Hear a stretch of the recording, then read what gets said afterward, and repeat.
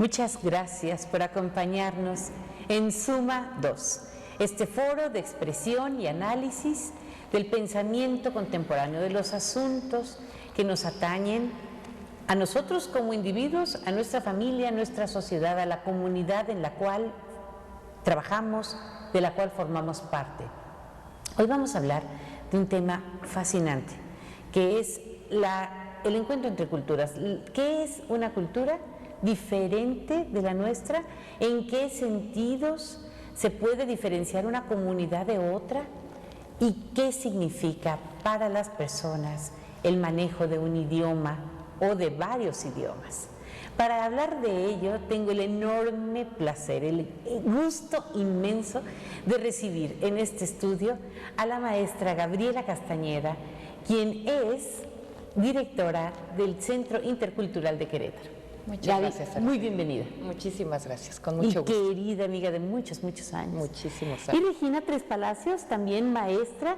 Ella es restauradora de arte, es maestra de arte y además, es promotora en muchos sentidos de los artistas locales y recibes grupos de estudiantes de otras partes del mundo. Así es, Araceli. Buenas tardes y muchas gracias por la invitación. Y a Gaby, con quien también estoy invitada a colaborar. Muy agradecida. Gracias a las dos por su tiempo y por su dedicación para venir aquí.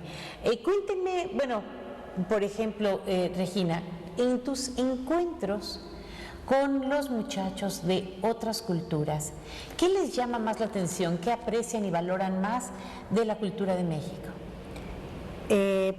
Pues tengo ya varios años de experiencia con jóvenes estudiantes extranjeros, especialmente norteamericanos, y ellos en muchas ocasiones no han tenido oportunidad de conocer México, y esta vez esa es su primera experiencia de contacto con otra cultura, con otro pueblo.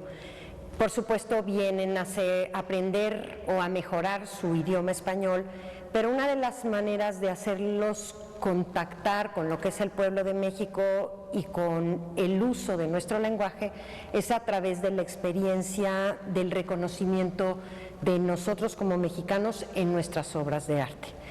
He aprendido muchísimas cosas a través del tiempo, a través de sus ojos, porque nosotros estamos acostumbrados a ver rutinariamente, por ejemplo, el arte barroco, y ellos no tienen oportunidad de ver en su país este tipo de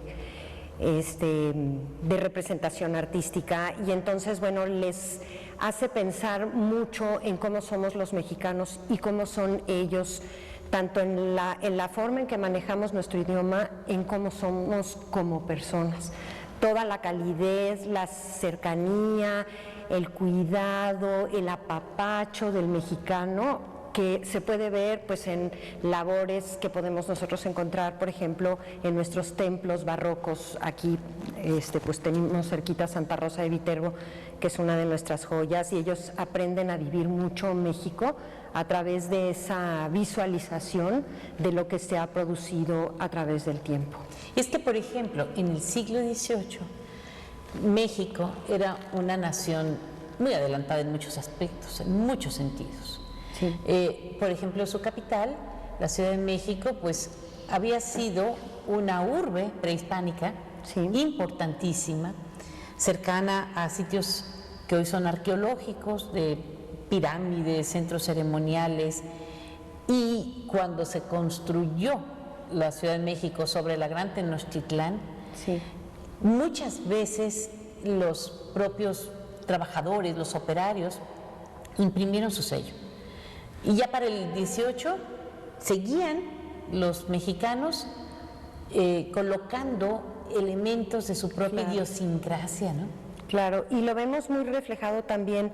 Hemos tenido la experiencia en el Centro Intercultural de viajar con estos jóvenes a la Sierra Gorda Queretana y conocer la gran variedad de estilos artísticos que tenemos desde la época prehispánica y cruzando un poquito hacia la zona de la Huasteca Potosina en Xilitla, lo que es el Jardín Surrealista de Edward James. Entonces tenemos un abanico de estilos artísticos muy grande, pero esta situación de ver en las misiones de la Sierra Gorda impresas en esas formas, pues mucha cuestión indigenista.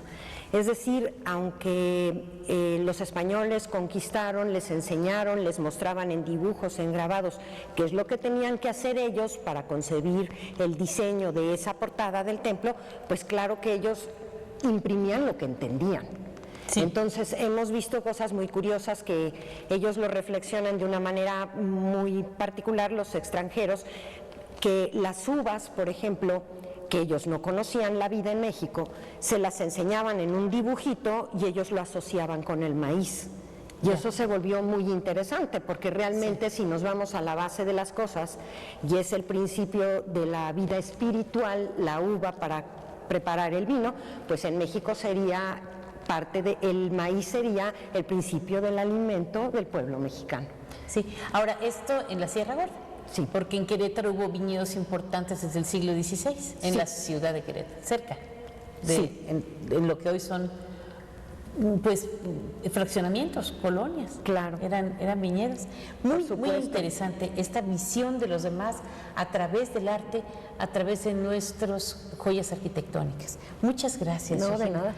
Con relación al encuentro de culturas, en tu experiencia, ¿cómo reciben los muchachos a México y su cultura? ¿Cómo se van integrando poco a poco a ella? ¿Qué pasa al principio cuando llegan? Bueno, obviamente eso tiene un nombre y es el choque cultural, ¿no? En inglés, culture shock. Y yo siempre les digo a los estudiantes cuando llegan aquí que desde que se inscriben es como si estuvieran preparando una bomba, ¿no? Es muy, muy gráfico, porque todo empieza desde la idea de voy a México, voy a vivir con una familia, las malas noticias de México, cómo será, cómo es la comida, cómo es el clima, llevo regalos, no llevo regalos, mi español es suficiente o no. Y cuando llegan aquí, lo que creían que sabían y que tenían como algo de seguridad, pues no lo es. Y todo explota, ¿no? Y explota literalmente porque fácilmente se enferman del estómago, es mucho estrés, pero es parte de ese proceso. Entonces, cuando ellos llegan aquí, tienen, bueno, a través de lo que yo he hecho por tantos años, pues tienen toda una infraestructura que les ayuda. Es la familia con la que viven, los profesores que los van a recibir, toda un plan específico de clases que van a tomar de acuerdo a su nivel de español y también y sobre todo de la inmersión en la cultura. O sea, estos programas para mí, desde hace casi 25 años que lo hago, es más que jóvenes extranjeros o personas extranjeras que vengan a aprender español, es que vengan a vivir en la cultura mexicana. Y ese es el reto principal de todas estas actividades, que día con día ellos van entrando un poquito más, ¿no? Es como un laboratorio de 24 horas en el cual están recibiendo todo el tiempo información, ¿no? La información que nosotros les damos, la que yo les doy oficial, la que reciben académica de sus maestros, la que reciben de las mamás, ¿no? Que los besuquean 3 veces al día, por un lado, por otro, y que no entienden lo que les están diciendo, pero que es parte de nuestra esencia, ¿no? El caminar por las calles de Querétaro, ver los edificios y al principio decir, todos parecen igual, ¿no? Porque son amarillos, porque tienen piedra, y poco a poco se van identificando, lo van relacionando con su propia experiencia, con su propia imagen de México. Y eso es lo más hermoso, ¿no? Que ellos dicen, bueno, yo ya tengo mi imagen de México, y digan lo que digan en las noticias o lo que pase, que pues hoy justamente no estamos un poco consternados con lo que pasa en Estados Unidos, pero aún así, o sea, al final en el mundo los ciudadanos somos todos iguales y necesitamos lo mismo y necesitamos de esta interacción humana, y eso solamente se da a través de este tipo de conocimientos, ¿no? Porque no es lo mismo viajar como turista y conocer una playa, que por supuesto México tiene lugares maravillosos para ser visitados por turistas, pero una cosa muy diferente es vivir, meterse en una casa, convivir con una familia, aprender el español con una maestra o un maestro mexicano, aprender del arte, ¿no? De la historia del arte, el arte en México en el marco de el arte en el universo, ¿no? Entonces, no es lo mismo aprender del barroco en Europa que del barroco visitando las misiones y viendo estas cosas que nos identifican específicamente a nosotros los mexicanos en relación al barroco, por ejemplo, ¿no? Entonces es un encuentro que poco a poco se va volviendo una experiencia gratificante, aunque al inicio esa bomba les haya afectado. Absolutamente gratificante, y no solamente gratificante, sino muy satisfactoria y muy esperanzadora para mí a lo largo de todos estos 20 y tantos años en que he visto tantas y tantas generaciones que llegan, que tienen ese choque cultural y que día a día van superando un poco, es que al final ellos ya tienen su imagen de México, su propio México. Maravillosa.